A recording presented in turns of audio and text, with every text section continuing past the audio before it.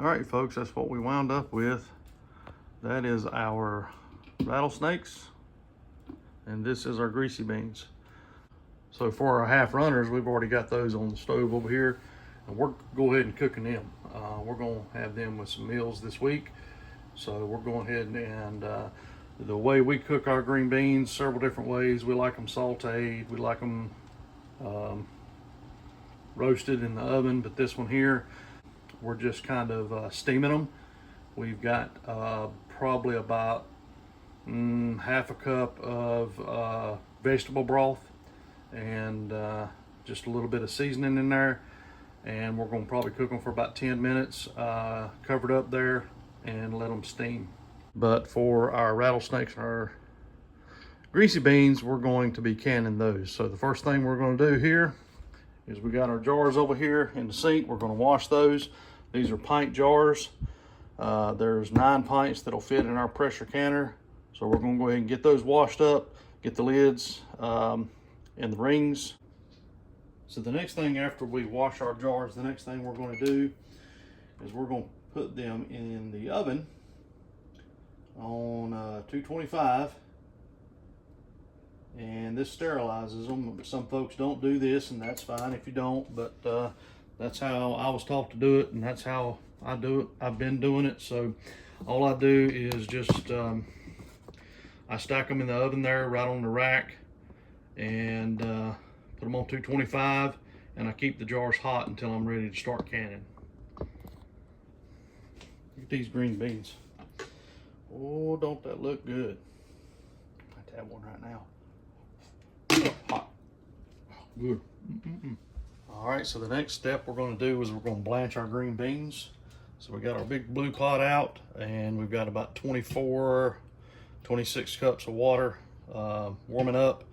And what I usually do is just 1-to-1, however many green beans. This bowl here is about 26 cups full. So that's what I'll put in here, and we're going to bring this to a boil, and then we'll add our green beans. All right, so while we're waiting on our water to start boiling for our green beans to put into blanch, we've got our lids back here in some water. We're going to get that to a boil in that hot water to make sure that the seals are softened up to make sure they got a good seal. Water has started to boil. We're going to add our green beans.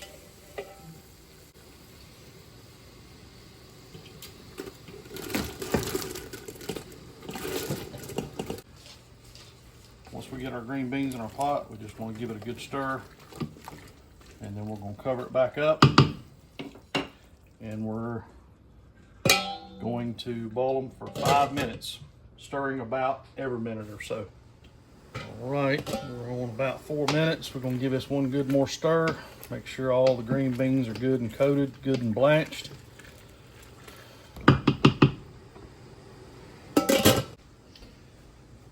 All right, folks, that'll do it. We're going to set this off to the side right here. And we are going to put our pressure cooker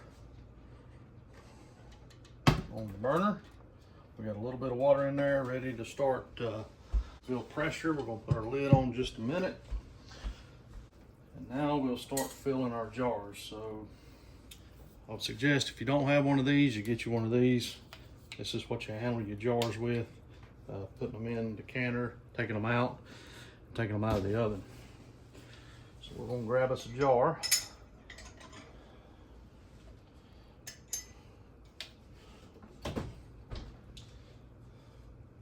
Take our funnel,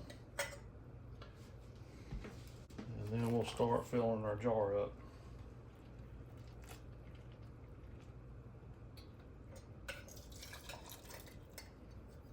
And then I'll put about half a jar or so in there.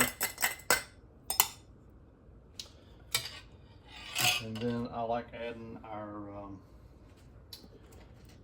canning salt, pickling salt, and it's a half a teaspoon per pint. So if you're doing a quart jar, it's 1 full teaspoon. So I like to put that in there, and then I'll come back in with another scoop of beans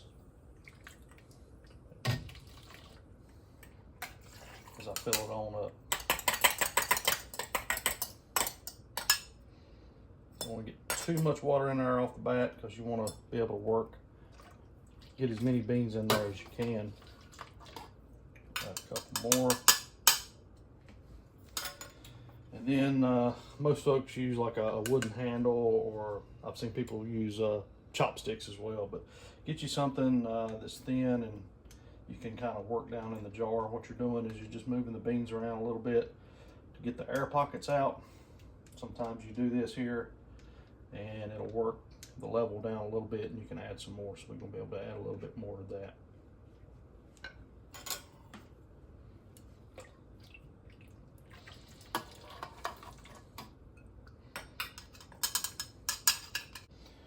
Then we get us a magnet to get your lids out of your hot boiling water.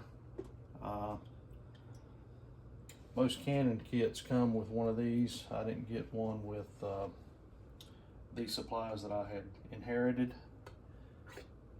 I got this out of one of my tool kits. Just put your lid on, put your ring on, get you something to hold the jar, because the jar is going to be hot.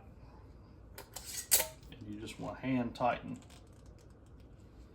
You don't want to tighten it too much. And lay it over in your canner.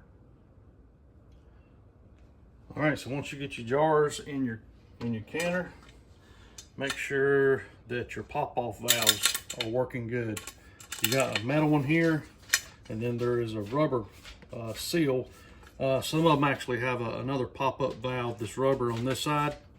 And make sure all those are working good around your seal. You want to make sure it's got a good tight seal and that the pop-up valves are working. You want to align your handles together.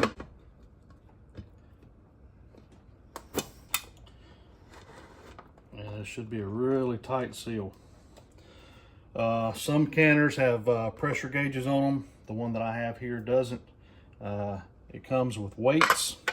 This one here, right by itself, is 5 pounds, and it usually comes with a couple extra. So, depending on your altitude, here in Central North Carolina, we're around, I think, about 750 feet above sea level, something like that. So anything less than 1,000 feet in altitude is usually just 10 pounds. But if you're over 1,000, it could be 15, 20, depending on. So we'll put one of those on there. So now what we're going to do, we're going to raise the temperature up to about mid-high. And then we're going to leave our weights off until this thing starts building steam. As soon as we see steam start to come out the hole, we'll put our weight on. And you want to build the pressure. If you have a pressure gauge, you want it to be about 10 psi, and you want to hold that for about 25 minutes, something like that. So we wait for it to build pressure, and then we put our weight on here since we don't have the pressure gauge. And once this thing starts wobbling, we know that we're at the right pressure to be pressure canning these. And then we'll just have to adjust our temperature on our burner. Sometimes you got to kind of play with it a little bit. Usually you turn it down to about medium. Just as long as this thing keeps a wobbling, you know that it's at the right pressure. So we're going to wait for this thing to start building pressure. All right, so it probably won't show up good in the camera there, but we're getting some steam coming out now, and you can kind of see where it's starting to boil. The water splashing out. So we're going to kind of give it just a few more minutes. I can hear the water inside the canner boiling. All right, so our pop-up valve has come up, so it's starting to build pressure in there now. We've got quite a bit of steam coming out. The middle, we're going to go ahead and put our weight on. And then once we see it start wobbling, we'll know that it's built the appropriate pressure, and we'll start regulating it by turning the temperature down. All right, folks, that's the wobble we're looking for right there. That means this started to build enough pressure in there for the 10 pounds of weight, which should be close to 10 psi. And now we will just regulate this by turning our burner down a little bit. Usually you can maintain this usually around medium to medium low once it starts building the pressure. We want to start the clock for 20 minutes and then we'll come back with you.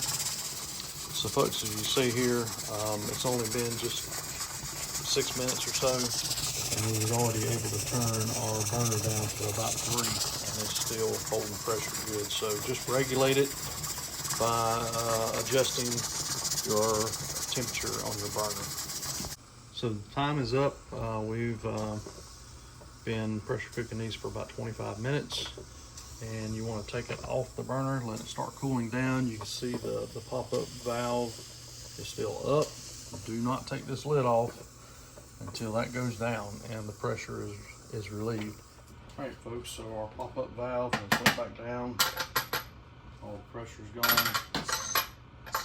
Still a little bit in there. When you open the lid, make sure that when you open it, face it away from you when you pick it up. That way the steam don't come back and hit you in the face. Because there will be still some pressure buildup in there. Get your, I'm not sure exactly what these are called,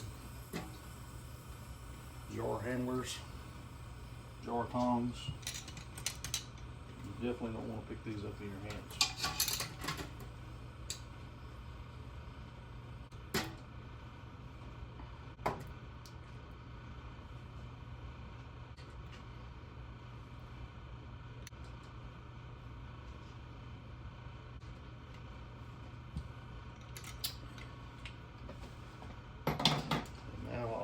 To do, get your towel, cover your jars up, and wait for them to pop.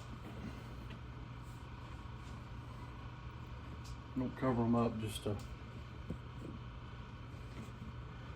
try to keep the draft off of them, keep them hot, and once they'll seal, you'll hear them pop. Now let's repeat the process over again 3-4 more times.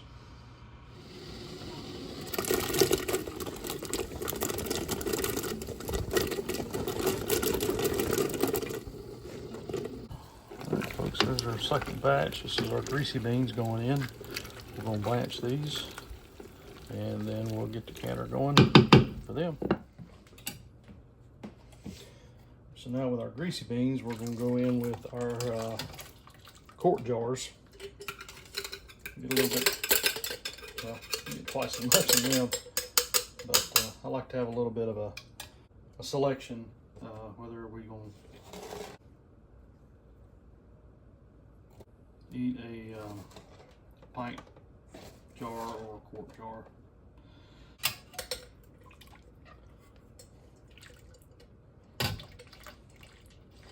And I try to drain off as much as I can.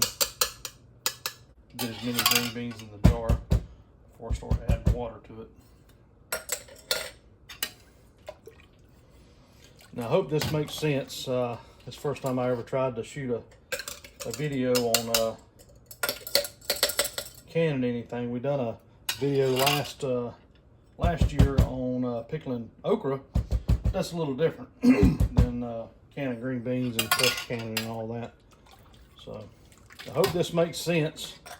I'm not gonna go through the whole process again with these as I did before, but just wanted to show you the different size containers that we use, the pint and the quart. Here on these quarts, what I call the shoulder of the jar where it starts to bend over, that's about where you want to fill it at. And I'm gonna put just a little bit more of that in there, and then we're going to try to work some of these air pockets out and settle the beans a little bit, and you might be able to get just a little bit more in there. Yeah, see, that's come down quite a bit. You can get a few more in there, maybe. Don't want to get it too full. All All right, now we're gonna get one of our lids out. Wipe our mouth of our jar off. Make sure we ain't got no debris there. Put the lid on, and then hand tighten the ring. Line in the jar because it's hot.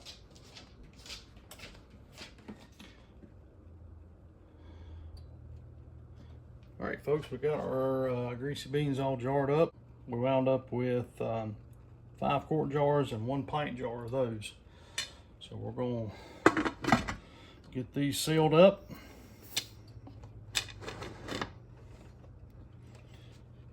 And get these pressure canned. Set them off to the side. Let them seal.